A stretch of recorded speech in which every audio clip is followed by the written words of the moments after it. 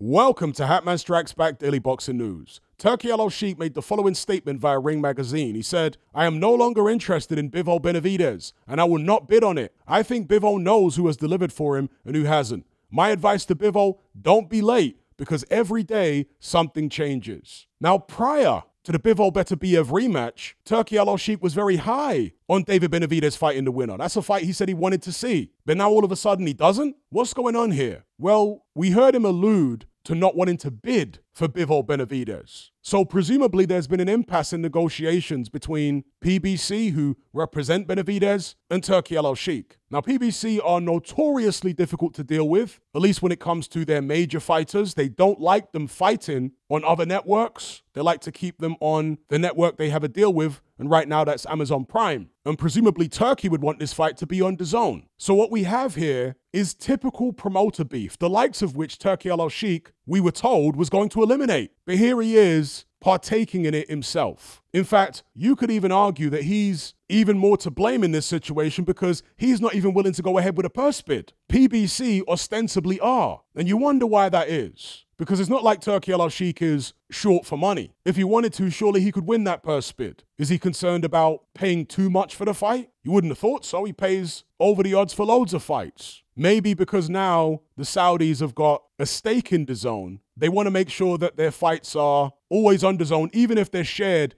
with other networks. I mean, we see it still now, at least with the UK broadcasters. TNT and Sky are still airing the Riyadh season cards as well as DAZN. DAZN just being the lead broadcaster. So yeah, disappointing to see Turkey not willing to bid for this fight and basically giving Bivol, this is my interpretation of it anyway, a veiled warning, saying, look, you can go ahead and have that Benavidez fight, but I'm not going to bid on it, so I'll have nothing to do with it. And if you choose to go down that road, there are consequences. You see that massive payday for a trilogy fight with Beterbiev that's on the table for you right now? Well, if you go off and fight Benavidez, that boat might have sailed by the time you get back. Our door might be closed to you if you choose to go down the other road. Again, this is the way promoters typically behave in boxing. This is one of the problems. The fans would benefit if promoters were more easy come, easy go. And it's particularly disappointing for me because while I've got no issues with trilogies in principle, in practice, I don't want them to be consecutive fights. I like trilogies to be broken up and spread out over a number of years. And I would much prefer to see Dmitry Bivol fight David Benavidez next, rather than Artur Beterbiev. Then the winner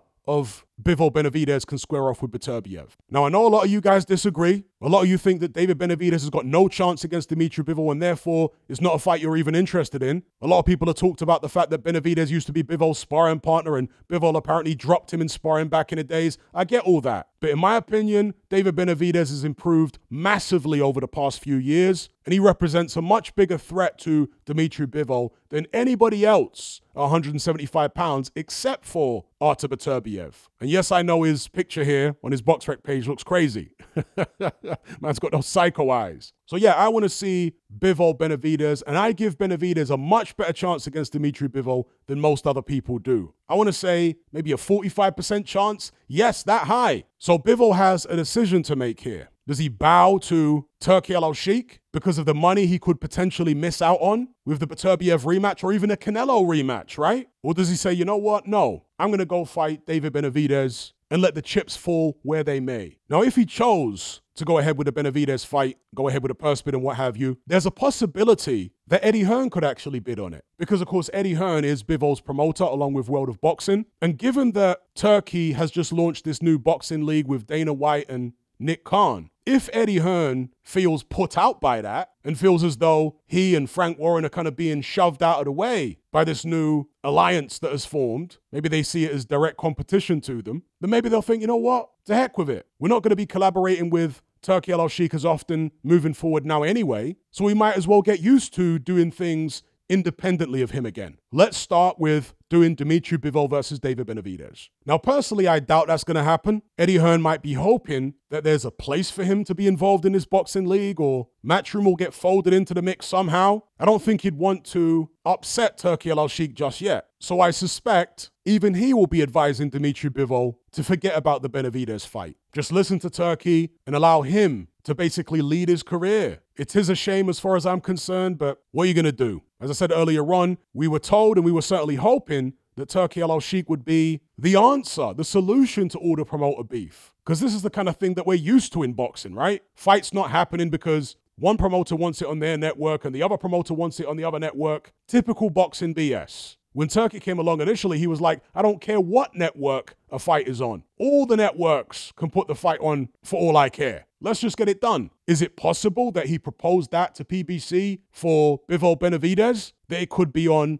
Amazon Prime as well as DAZN? I don't know. If he did propose that and PBC turned that offer down, then you'd have to say that they're more to blame. At the end of the day, we're all outsiders looking in, just speculating. Let me know what you guys think about all this in the comment section below. Are you, like me, disappointed to hear that Turki Al-Sheikh is no longer interested in Bivol Benavidez? Or don't you care? Are you one of these people who thinks that Benavidez would get smoked by Dmitry Bivol? Let me know in the comments. Don't forget to like this video, share it, and subscribe if you haven't done so already. I'll catch you guys on the next one. I'm out.